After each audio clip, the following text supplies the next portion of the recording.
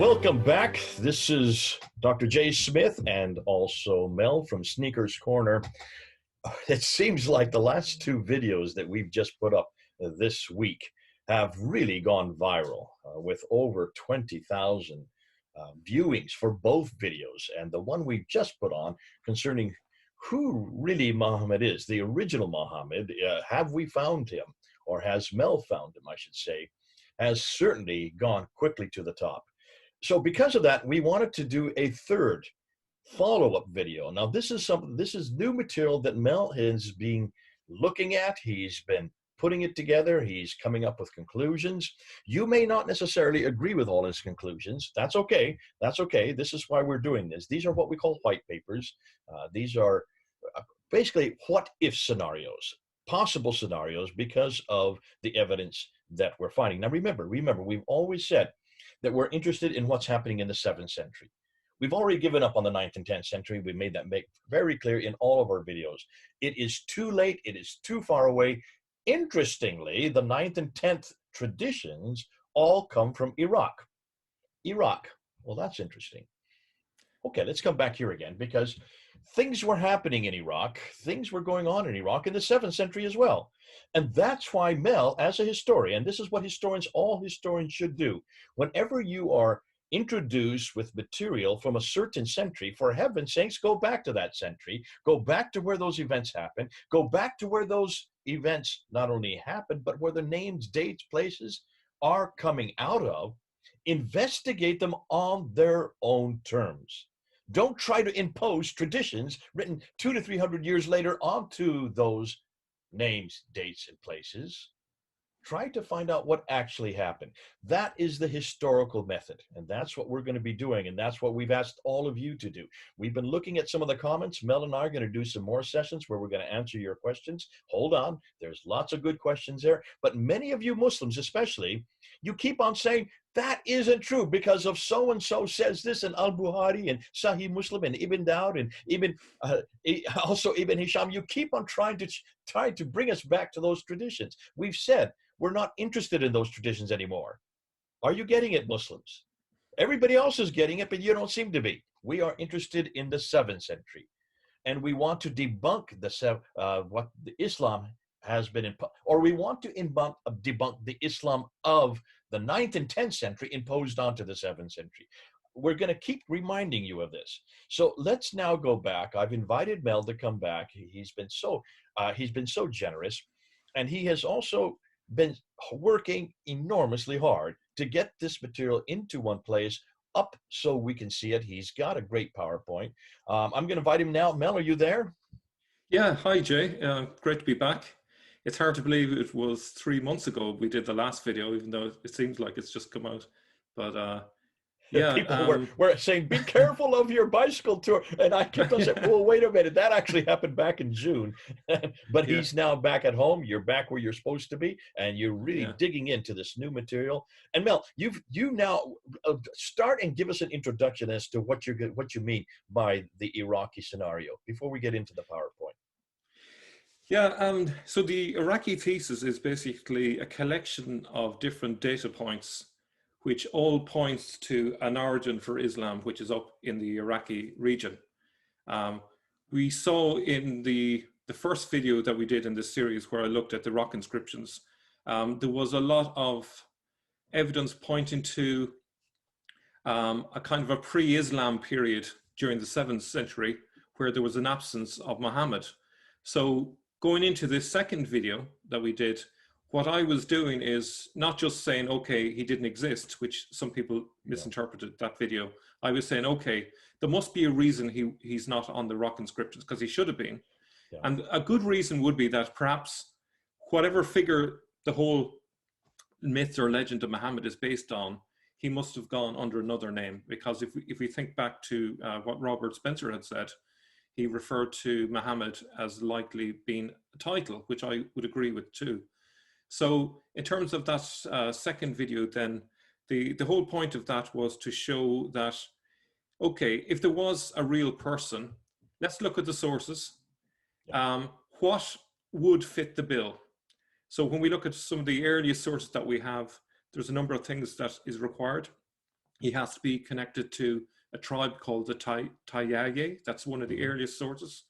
And there are also multiple sources, which I didn't even go through all of them, but there's multiple sources that contradict the Islamic tradition from the 7th century that call him a king. Now, we can dispute about what exactly they meant by king. Was he a governor? Was he just simply elected by the other Arabs? And that's where we were going with the second one. And so I looked at who was the prominent person in the right time frame. I found from multiple sources a guy called Iyas ibn Kabisha al-Tai, which means that he belonged to the Tai or Tayaye tribe. And then I just went from there, and I just looked at the different information to see whether there was multiple things pointing to an identity between him and the legend of Muhammad. And from my point of view, trying to be as objective as possible, I felt there was a really strong case that these were one and the same person. Now, there was a viewer on the channel that pointed out that this would mean that Muhammad is a Persian proxy if all of this is true. And obviously that means that if he was, that's a huge challenge to the Islamic tradition that paints him as a really patriotic Arab. There was also another viewer who also identified his son's name, which I think was Farar, as a Persian name. So that's a double kind of whammy for the Islamic tradition. But there's a little surprise in store in our presentation today that follows up on that. So even though this, my conclusions threw up the possibility that there's a Persian connection, I was able to find another source that's rarely mentioned on the internet, which also reinforces that perception of a Persian connection. Right. Listen, why don't you go ahead and start putting up the PowerPoint? I'm just going to make sure that people understand when you say Iraqi, we're talking about the Euphrates, the Tigris, that what used to be called Mesopotamia. This is the area that is Iraq today. So when we say Iraq, we mean Iraq today. But is that area much further northeast of Mecca and Medina? This is where a lot of your great history has taken place, ancient great history. And it's between those two rivers, the Tigris and Euphrates, where we're now heading into. Now, remember, up until the 7th century, that was Persian. That was the Sasanian area. That was the Persian empires. Khosrau and these great kings are from that area. So just so people don't get confused. Secondly, we are getting lots of questions concerning what does this say about the Petrin, the whole Petrin narrative. We're going to be answering that, not necessarily in this lecture. We'll be doing a Q&A after this. We'll be putting up the Q&As, and we'll be taking every one of your questions, the best questions. We put together the best questions, and we will help you and unpack and show you that this does not contradict, nor does it confront the Petrin, Dan Gibson's material on the Petrin narrative. You'll see that it actually accommodates it very well and complements it quite nicely. So over to you, Mel. Thank you, Jay. So just in terms of the title, I've called it the Iraqi thesis, but there is, as you will see, a strong Persian element to this. So I may come up with a new name for this thesis later, but for now, I think it serves its purpose. So the geographical information in the Quran is consistent with a more northerly location in the Hijaz. Let's look at one example of an internal clue from the Quran for a geographical setting. So if you can see there, Surah 74, 50 to 51 says, as though they were panicked donkeys fleeing from a lion. So if you can imagine, this is a scene that's supposedly occurring in the Hijaz. Would this scene fit there, or would it fit more appropriately with Iraq? And two possible animals that might fit this would be the Syrian wild ass and the Asiatic lion. Okay, so really the possibilities with that could be, over on the left-hand side, you see where the Jordan is, where Petra is. There is Iraq over on the right, up at the top.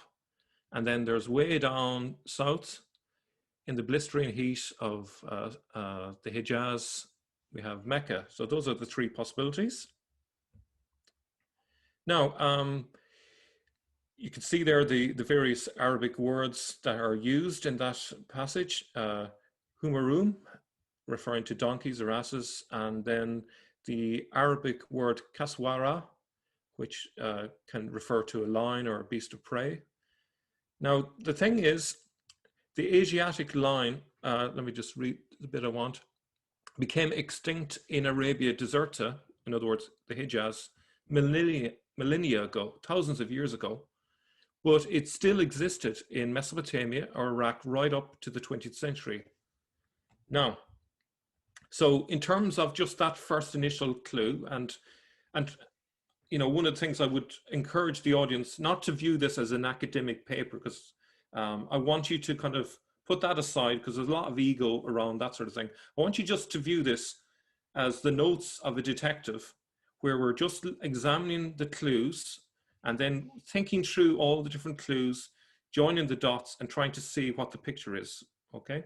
Now, I am going to actually shoot myself in the foot for a moment, because yes, I could easily say this is a piece of evidence to prove that the Quran wasn't written in the Hijaz, but you know, someone could, as an objection, say, well, the person could have been writing this in the Hijaz, but talking about a visit they'd been to somewhere else. And this shows up the problem with assuming that because the locations mentioned in the Quran are in, say, Petra or Hijaz, we can't assume that that's where the Quran was written, or that's where the person associated with the beginning of Islam was from. That's a false assumption, I'm going to say. Now, so many of the locations mentioned in the Quran cluster around Petra, okay, that's a given. And I think Dan Gibson has done a fine job at demonstrating that conclusively. The focus is on Petra, that is correct, and it is romanticized, much the same as the Babylonian Jews focused on and romanticized Jerusalem. However, the locations that are mentioned in the Quran don't necessarily mean that the Quran was produced or written there. Let me just jump in here real quickly, yeah. Mel. Just to give people background on this, one of the things that Dan has come up with, and the reason why Petra is so important, is because the Nabateans, that was their city of tombs and temples. That is where they buried their people. Remember, the Nabateans were traders, so they were trading all the way out to China and India. They were going all over the known world at that time. But because of the fact they didn't really have their own empire and they didn't have their own political entity, they were in and out of many people's empires. Petra then had a special focus, enormous focus above and beyond what we would consider today. Much like you say the Jews had a focus on Jerusalem, so did the Nabateans have this focus on Petra. That explains then why Petra became the focal point for all the temples that had a qibla. That means they had a direction of their prayers always towards Petra as well. Because this comes up in the question all the time: why would they need to be facing towards Petra? Why would they need to be facing to the city? Because they didn't really have a political environment there. I hope that answers that, and also supports what you're saying. These two actually accommodate each other quite well. Yeah. So this theory is not really meant to say that Petra is wrong, and I don't want people to get the wrong idea. This is supplementary material to the Petra thesis. Obviously, some parts of the Petra thesis will have to be reworked to fit with this, perhaps, but that's all part of the process of looking at hypotheses and then moving on to theories. You know, I change my hypothesis on, you know, with every new fact I come across. So that's, you know, that's to be expected.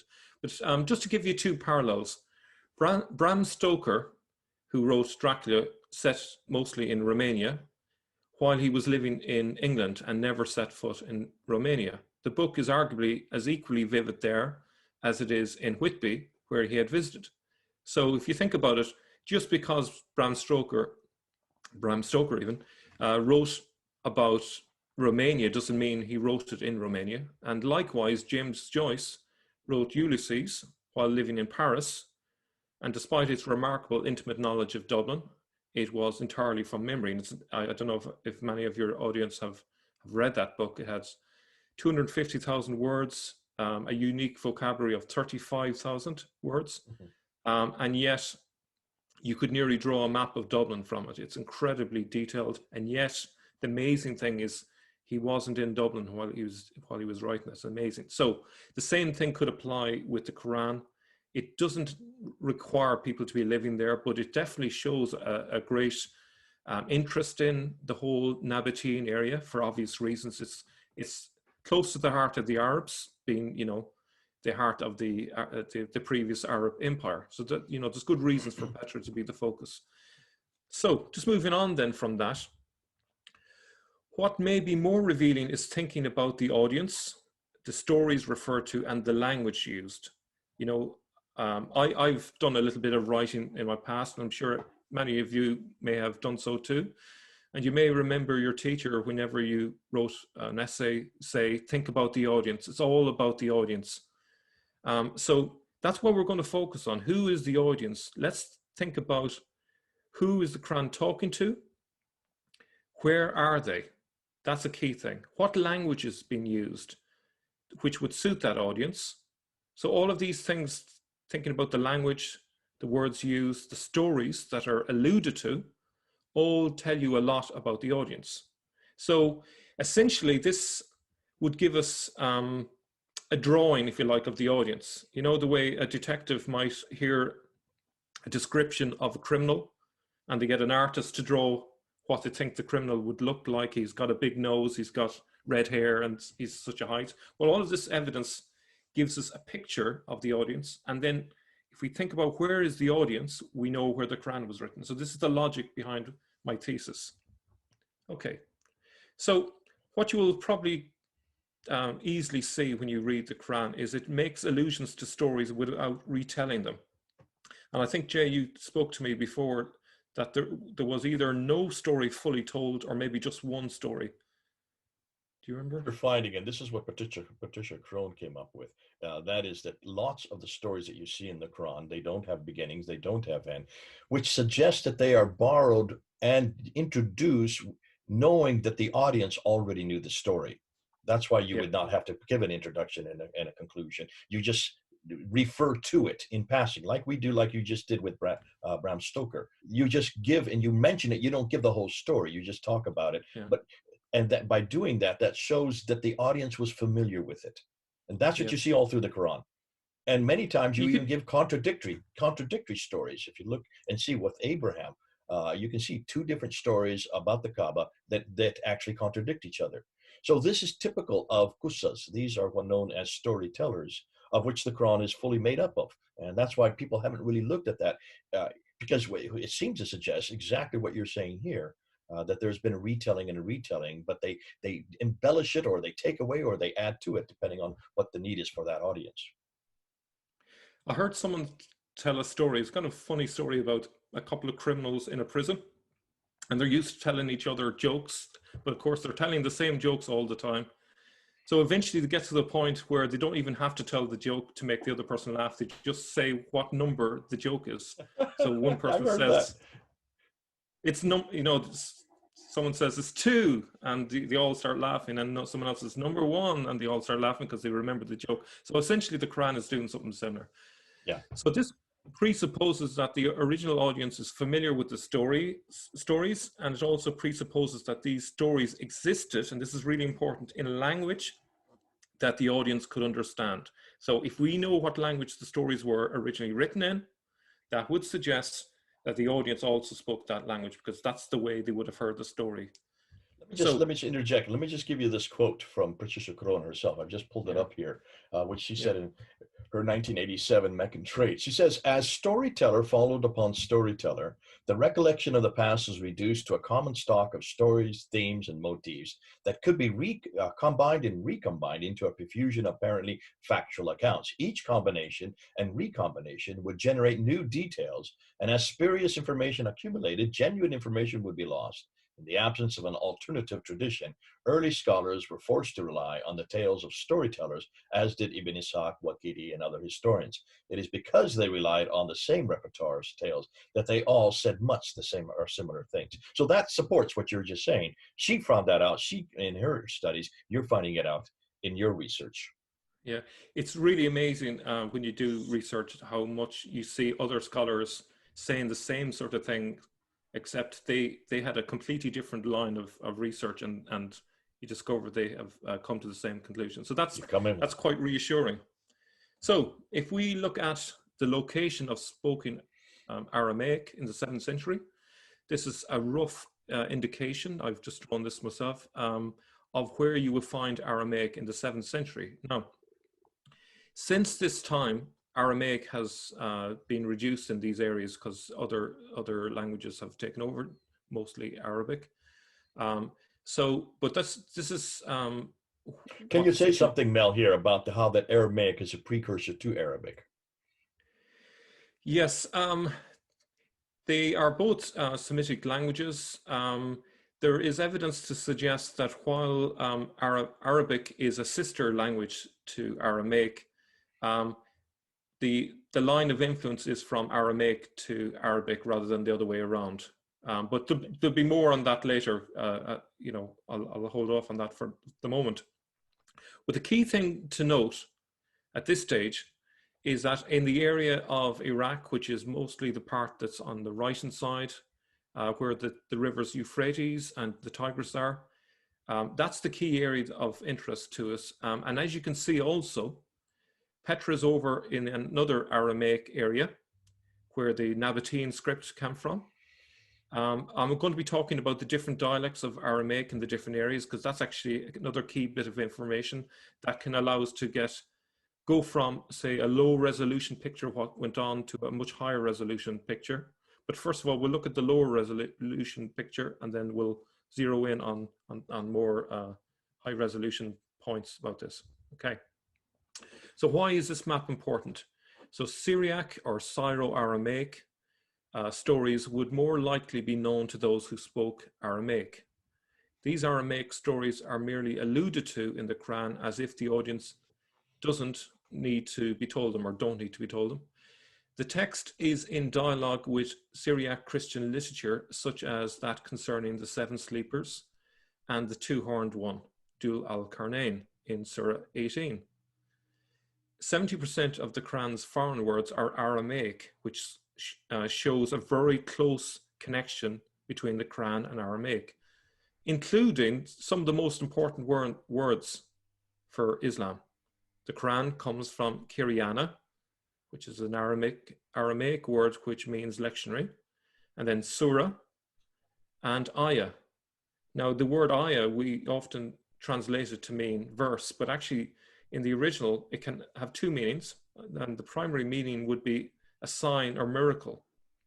So that's why in some parts of the Quran, you see the Quran talking about that the ayahs will, convince you and persuade you, and they are proofs and so on. So that's what the primary meaning of it was. Now, we also find certain words that have caused a lot of confusion, like, for example, the word huri, which you find in the Quran. Now, Christoph Luxemburg first referred to this, really, and he came up with a theory which was often panned, which said that it related to grapes, and people thought, oh, that's a bit silly. But it actually relates, in terms of where you find that in the Quran, it relates to such things as Ephraim's hymns. And if you were to look at the themes in those surahs and compare it to Ephraim the Syrian, you'll find a very strong connection between the two. So this kind of helps us to see again this Aramaic connection. There is a very important word called tur, or tur, depending on how you pronounce it. Just that last slide. I know a lot of people. Do you want to go back a bit? Just go one slide back again to the. One more again? No, that's fine. Right there, the Houthis. You're talking about the Houthi there. Go forward now, one Oh, slide. the Fury, sorry. Yeah, that one. Yeah. That one, Hootie. One of the one of the joke that's been going on is, if this is the case, if these are nothing more than pieces of grape, the Yeah. 72 virgins that are waiting for the men in heaven will be nothing more than grapes. So you can see that this is significant as to what these women, or are these grapes waiting for them? And of course, Yeah. it completely changes the scenario of what heaven's going to be like for a Muslim, if depending on how you and which word you're going to look at and how you interpret it. Yeah. Um, you know, some people out there might think, oh, that's silly. Grapes isn't much of a reward in heaven. But there is a fresco that was found in the 20th century in Egypt, so right next door to Arabia. And in it, it has the figure of Abraham, a very important figure for Arabs, feeding the souls in heaven with grapes. So this is obviously symbolic of the rewards of heaven. So for later Muslims in the 8th and 9th century to misinterpret that to mean something entirely different is kind of embarrassing when you think about it. They've failed to see the symbolic meaning, and they've gone for a literal meaning based on a misinterpretation of the word, Or which can this is happen. intentional. This is intentional to Or bring more intentional, people maybe. on side, to Yeah, make it a much greater reward for the men who are probably questioning what's the purpose of doing all yeah, this. yeah, Why should we join Islam? Well, look what's waiting for you on the other end. So it could be yeah. either way, but they have taken the word, and you're right. In this case, it looks Yeah. like they have misinterpreted it. But particularly at a time when the caliphs were decadent, you know, they had massive harems, and this was, you know, viewed as the ultimate thing to have, you know. So yeah, so if we look then at that word tour, it's a word which occurs in the Quran. It occurs 7 times, but it isn't an Arabic word, and it actually isn't used in Arabic even today, apart from in the Quran. It's a foreign word. Um, it is an Aramaic word, and it's not just Aramaic, as we'll see in a moment. It's actually from a particular dialect of Aramaic, which is Mandaic. In terms of the spelling, it's consistent with Mandaic Aramaic. Now, there's also some words which are Akkadian in origin, which is an ancient Babylonian language. And it is possible that they entered via Babylonian Aramaic, as Akkadian had died out centuries before. So, for example, Fahar, pottery, Furat, fresh water, and Souk, which is street, and Azawir, bracelets. So these words show up in the Quran, creating lots of problems for Muslims to try and understand what they mean. But the fact that they came into the Quran would suggest, if you look at the red circle, or well, it's not quite a circle, but you know what I mean. You'll see Babylon there, and you see where the words Tigris and Euphrates are. So that area there, all the way up to the northern Mesopotamia, going up as far as Edessa, that's the area where Akkadian had been spoken. So if those words were used, somehow that language had died out, but some of the words were retained in Aramaic in the local dialect, which was the Babylonian dialect of Aramaic. I hope that makes sense. So there isn't just one dialect across all this area. There's actually at least 4 different dialects of Aramaic around the different parts of this area. There may be more, but 4 is the ones that I've found so far.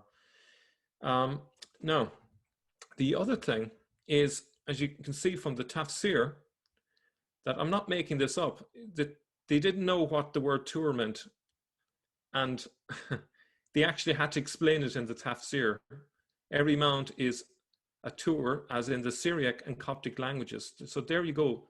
The Islamic sources are even agreeing with me that this word is a Syriac word, comes from the Aramaic. So that they had to explain it because it's not in the Arabic language. Now, so where is one example of where the word tour occurs? Surah 52:1 begins with what tour? On the mount. The problem is that the Arabic word for mountain is Jabal, for example, Jebel Musa, the mountain of Moses. But this opening part follows the style of the Babylonian or Mandaic incantation that has a long cultural history that goes all the way back to Akkadian, 1000 BC, and even Sumerian times, 4000 BC. So I'm looking at this now from an anthropological point of view. I'm thinking about where this word was used, what cultural setting was it used, and trying to see, okay, if the Quran came from Babylon or that area. Now I'm using the word Babylon just to make it clear for people. Obviously, it wasn't called Babylon in the 7th century. It was called that in earlier times. But the word tour has been found on Mandaic Aramaic incantations. These are spells essentially that were drawn on pottery, and people have found lots of examples of these. Now, I'll just give you one example. The ancient Mesopotamian incantation series, Sherpu, says the following: my illness, my weariness, my guilt, my crime, my sin, my transgression, the illness that is present in my body, my flesh and my veins, be peeled off like this garlic, so that the fire god, the burner, consumes it today. May the curse leave, so that I may see the light. Now, there was a strong culture going, if you can imagine this, going back 5,000 years in that whole area of casting spells, and spells were used defensively and offensively. So if you had an enemy, you cast a spell on them. If you wanted to protect yourself against other people's spells, you would create another spell as a defensive line. And this is like Harry Potter stuff, but the evidence suggests that this was still a strong part of the culture in that area at the time of the 7th century. So it's important that we bear that in mind. Now, here's an example of Babylonian Aramaic incantation. It's an incantation bold written in the Aramaic language. It comes from that area of Babylon, which is Mesopotamia. It's dated somewhere between the 4th and 7th century, and it's in the Bergamo Museum in Berlin. And if we analyze the surah, we actually, at least according to me, I haven't heard anyone else say this, but based on what I know from the cultural background, this is my interpretation. So I may be wrong, but it seems to me that this is a fair interpretation. So when a person casts a spell, what they do is they call on the powers of nature. And so they refer to different objects around them, and they basically take the powers of nature to those objects, if you like. And then once they've gathered all of these occult powers, they project it in a curse towards whatever it is they want to direct it towards. And they spell out, pardon the pun, what they want to happen to the person, okay? So you can see there, by the Mount Tour, and a book inscribed in a published scroll, and the frequented house, and the elevated roof, and the seething sea. So this surah is often be depicted as more poetic than other parts, but there's a reason behind it. I would suggest that it's part of a magical formula. The punishment of your Lord is coming. There is nothing to avert it. On the day when the heavens sways in agitation, and the mountains go in motion, woe on that day to the deniers, those who pay with speculation, the day when they were shoved into the fire of hell forcefully. This is the fire which you used to deny.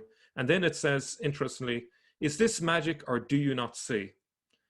So that's my suggestion on what it means. Now, there is an obvious objection. This is ridiculous spell. You know, there are no spells in the Quran. Muslims don't cast spells, do they? They don't curse each other. Well, 3 days after I prepared this PowerPoint, I saw a very interesting tweet from someone who you might have heard of. Have you ever heard of Ali Dawah? Ali Dawah, as if to prove my point, said the following. I'm just moving these videos on my way. So for those of you who don't know who we're talking about, Ali Dawah is a very well-known, he's a protagonist from Speaker's Corner there in London. Actually, we've had lots of contact with him over the years, and he is right now, as we're speaking, in a real confrontation with David Wood and apostate prophet, along with Muhammad Hijab. So the four of them are, and this is where this tweet comes from, I'm assuming, because it's August 24th. Am I correct? Yeah. So literally just a few days ago. So this is what he says. Every Muslim should say Ameen and retweet this. May Allah cause a disease or an illness to inflict those individuals who have desecrated the Quran. May it be so severe that they never forget till the day they die and in the hereafter. Ameen. Remember this tweet. So after sharing my information about the incantations, what I discovered from lots of viewers on my channel, that actually there are loads and loads and loads of references in the Islamic traditions to the use of spells and incantations. And, you know, I find it quite disturbing. I don't know about you, but in the Christian tradition, we're encouraged to bless everyone, not to curse people. Yes, Cursing you is find, only for God. You're right, and only He can curse. We are not permitted to curse, and that's yeah, why it's very clear that we have a completely different paradigm. And that's why when we see things like this, we we find it as not only symptomatic of that worldview, it's also symptomatic of their scriptures and symptomatic, as you're saying, of that which has been going on in that part of the world for some centuries. yeah. So could the early story of the Quran reflect possibly differences over Aramaic dialects long since hushed up? So now we're going to look at this issue of different dialects. Now, if we look at volume 6, book 61, number 510, this is one that you often refer to, Jay. Hudayfa bin al-Yaman came to Uthman. Hudayfa was afraid of the people of Sham and Iraq's differences in the recitation of the Quran. Okay, so there's a problem between the people of Sham, which is Syria, and those of Iraq in terms of the recitation of the Quran. It doesn't say exactly why, but Al-Bukhari says, again, we just focus on that line again, Hudayfa was afraid of the people of Sham and Iraq, differences in the recitation of the Quran. So if we analyze it from the point of view of Aramaic, it makes perfect sense. There are two separate dialects that we can identify and verify. So this is not just wild goose chase, or just me just coming up with a mad idea here. We can verifiably say that there are two separate dialects in these regions, one Syro-Aramaic and one Babylonian Aramaic. Okay, now, so if we look at that text again in light of that, it starts to make sense in a way that it wouldn't otherwise. Why did the people of Shams and Iraq have differences in the recitations of the Quran? It doesn't say what language these recitations were in. It is just assumed it must be Arabic through the eyes of the 9th century. And notice the following. Uthman sent a message to Haifa saying, send us the manuscripts of the Quran so that we may compile the Quranic materials in perfect copies and return the manuscripts to you. Now, it is assumed that the people of Shams and Iraq had bad copies of the original, i.e. there were scribal errors in the text, but they could have been in two different dialects. What would stop it from happening again? Like, scribal errors happened the first time. If that's true, then they could happen again. But the other possibility is that the reason for this is that they were in separate dialects and there needs to be conformity between these two dialects. Now, the problem there is that if you choose one dialect over another, there's going to be one group of people that won't fully understand the text, whereas the other group will. So that's the problem. And essentially then it becomes a power struggle. Who has got more sway, the Syrians or the Iraqis? If we assume that I'm correct in terms of my interpretation. See, I believe that before the Quran was in Arabic, there was an original set of documents which were in Aramaic, perhaps in different forms of Aramaic. And this is the background to my thinking, if people don't follow me. Can I just interject real quickly here? Muslims will come back to you on this and say, no, you're getting it wrong on this, Mel. This has nothing to do with the fact that there is a competition between two dialects up in the north. This had more to do with the fact that the Qurayshi dialect, I know you're going to get into this, the Qurayshi dialect, which is unique to the Hijaz, the central part of Arabia, is the true dialect. This is the one that Muhammad spoke, therefore this is the one that the Quran was initially revealed to in. And this is the one that would exist in heaven. That's a whole nother story. We're not getting into that. And that's why Hudayfa, when he comes and returns back down to Medina and says to Uthman, what are we going to do? We do not want to have the many different Qurans like the Christians and Jews. We must bring it back to one Quran, the original Quran, the Qurayshi Quran. And that's why then Uthman then turns around and burns those others from Shams and Iraq after he gets this final Qurayshi dialect, or the Qurayshi Quran, and sends it to 5 cities. Look at 3 of those cities are in Iraq, 2 in Iraq and 1 in Syria, sorry. So you can see that by doing that, he is what Muslims will say, and I know you're going to answer this, but the Muslims will say this has nothing to do with the competition of those northern dialects. It's the eradication of those northern dialects because of the fact that Qurayshi is the standard that is in heaven, and there's also that what Muhammad would have spoken. Yeah. So I'm going to suggest there, on this point, there's not just a hole in the Islamic tradition. There's a Grand Canyon in the Islamic tradition, and I'm going to drive a stagecoach and horses right through it now. There is no tribe called Quraysh that I could find in the 7th century. I love this. This is why it's so good. Good on you. Very good. There is clear evidence that the tribe that Muhammad belonged to was the Tayyaye. That's their earliest sources. There is no earlier than that. So our very first mention in the 7th century clearly says the Tayyaye of Muhammad. You can't get around that. So this 8th and 9th century myth of a Quraysh tribe that Muhammad belongs to is wrong. And I'm going to show you how that mistake, which probably was partly accidental, partly on purpose, but I'm going to show you why this mistake entered the Islamic tradition and where it came from. Now, it does require a little bit of devilment in terms of linguistics and a lot of playing around with letters, which is not something that is beyond the possibility of the Islamic tradition to do, because as we can see in lots of different examples, there is a lot of covering up and changing and editing and deleting and so on. And this is just another example of a long, long list of manipulation going on since the 7th century. So without further ado, Hafsa sent it to Uthman. Uthman then ordered Zaid bin Thabit, Abdullah bin Azubair, Saeed bin Alas, and Abdur Rahman bin Harith bin Hisham to write the manuscripts in perfect copies. Uthman said to the 3 Qurayshi men, in case you disagree with Zaid bin Thabit on any point in the Quran, then write it in the dialect of Quraysh. The Quran was revealed in their tongue. Okay, now, here's the problem.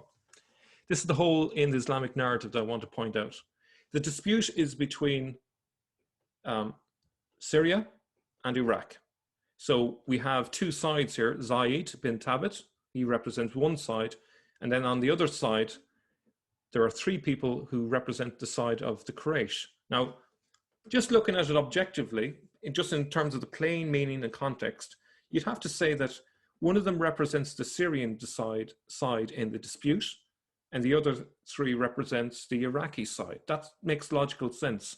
Now, if we go further and think about that word Quraysh, it actually comes up with an answer.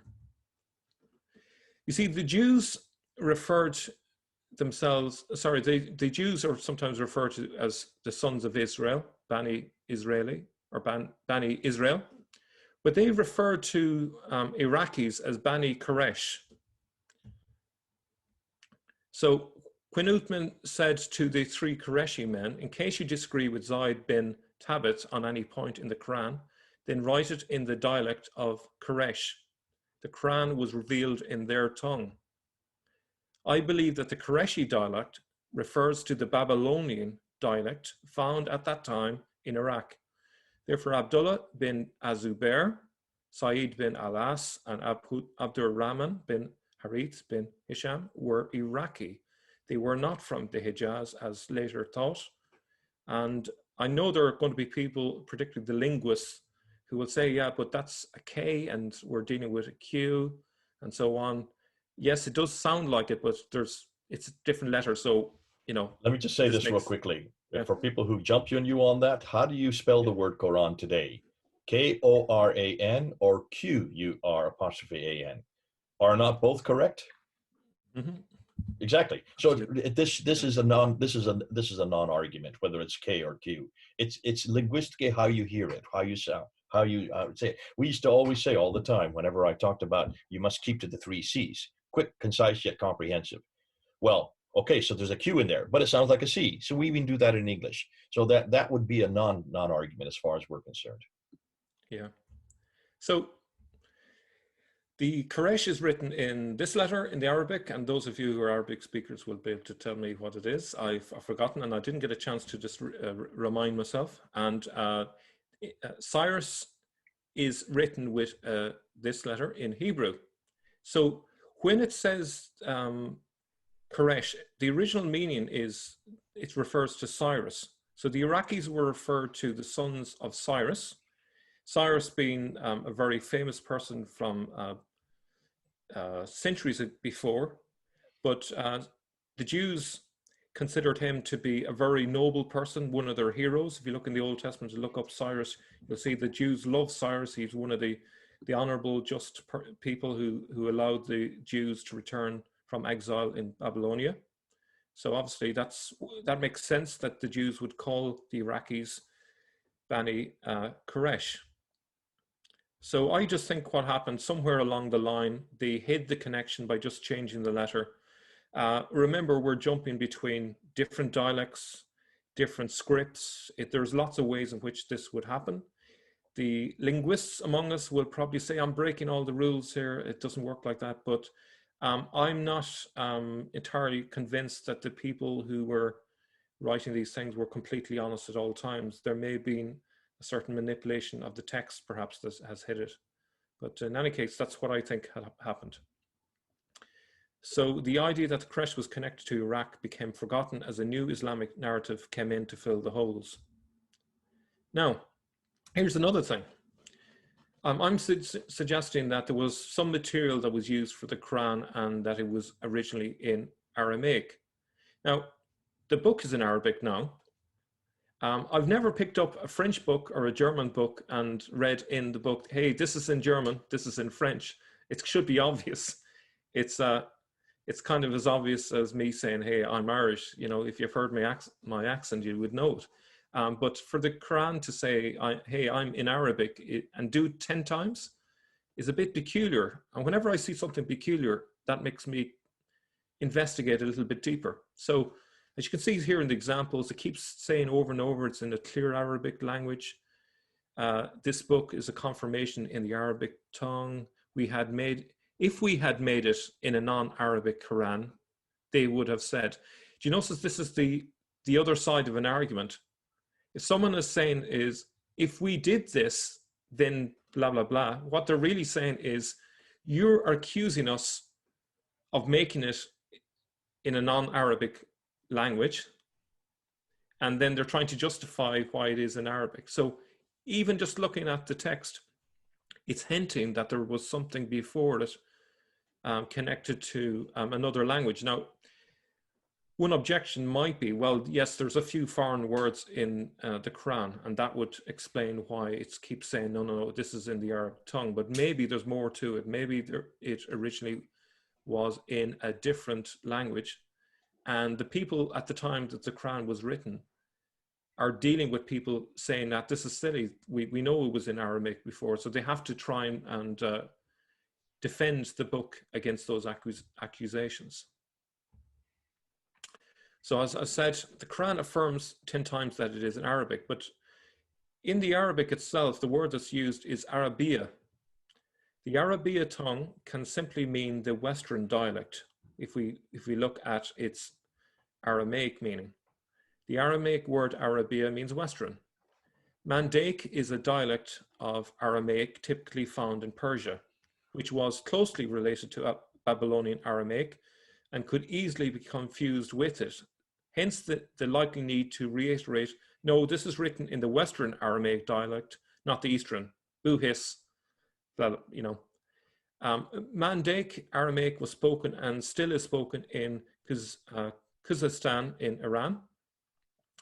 Gabriel Salma claims that the word in Arabic is actually a mistake in punctuation, and it is actually, as you can see the word there, it means foreign or west of Mesopotamia. So that literally there's only a dot in the difference.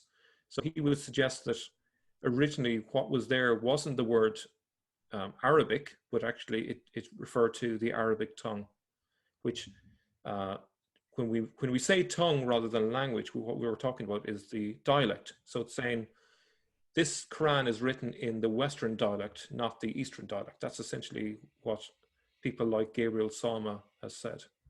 Now, if we looked at it in the context of a map, Mandaic Aramaic is there. Now, it also existed in other parts as well, but that's where it came from.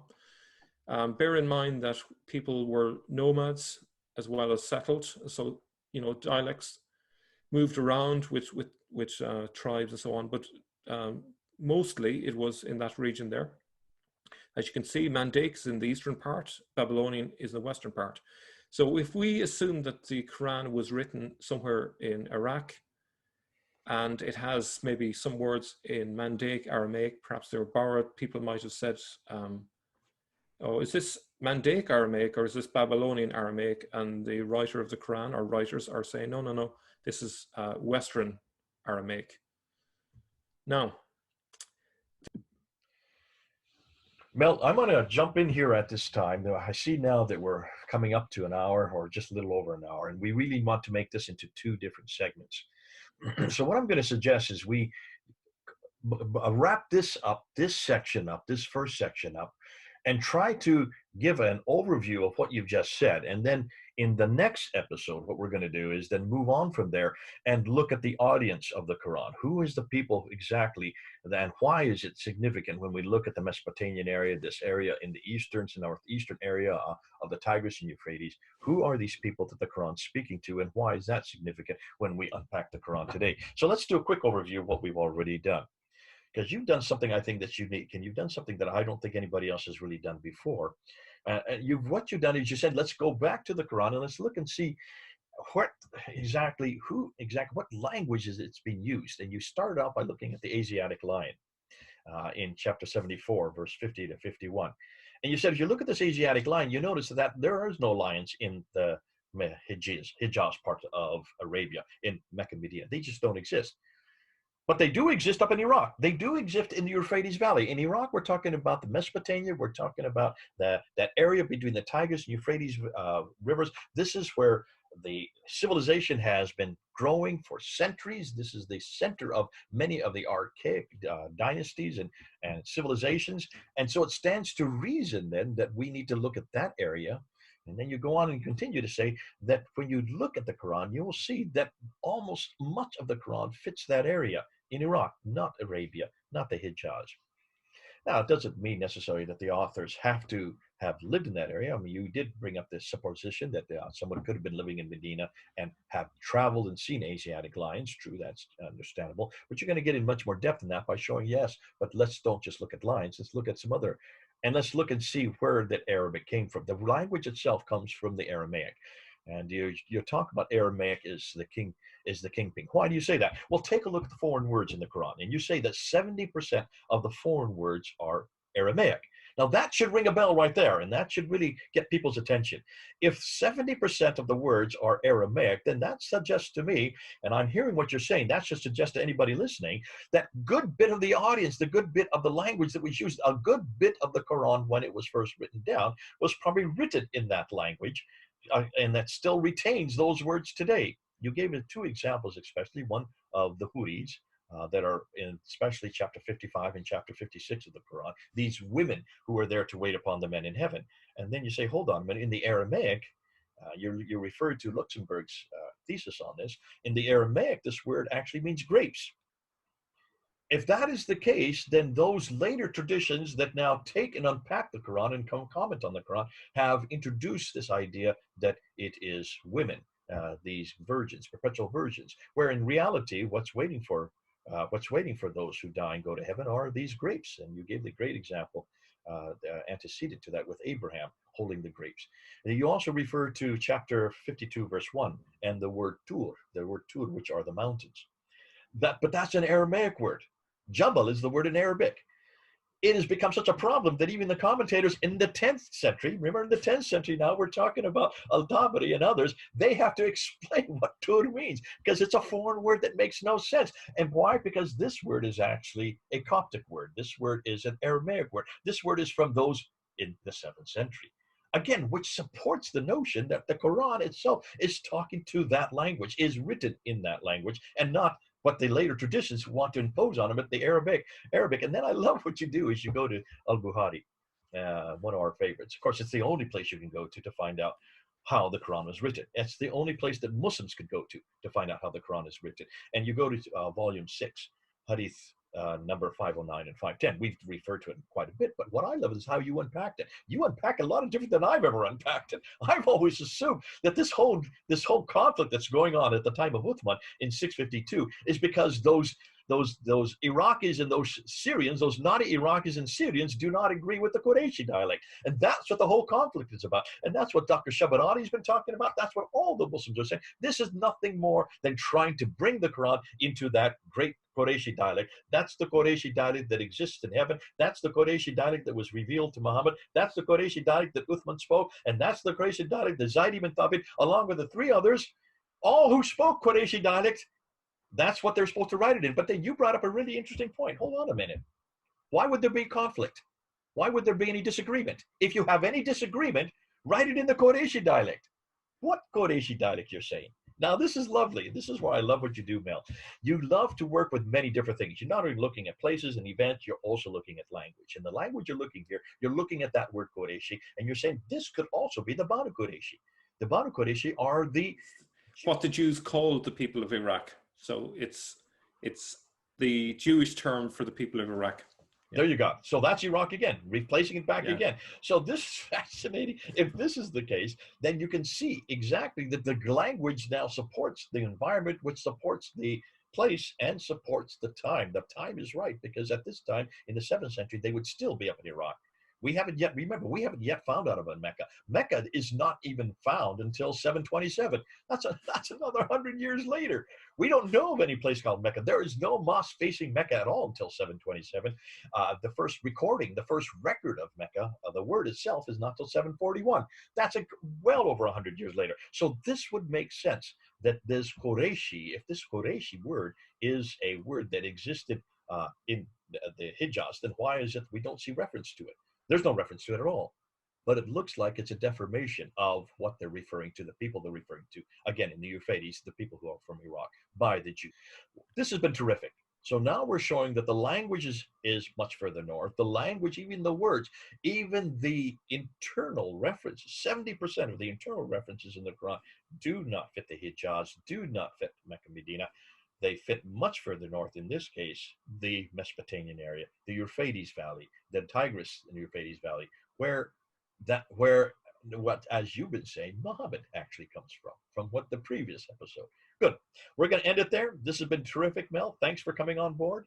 I just love the way you think. I love the way you research, and I love the fact that you're bringing up stuff that's actually bringing it all down to the same narrative, and that is, folks, when you look at history, history tells us a different story than what the traditions are. Be careful of the traditions. They're written too late by people who don't know what happened, did not look at history, did not go to where the events happened, did not even go to, in this case, to the language, didn't understand the language, nor these words.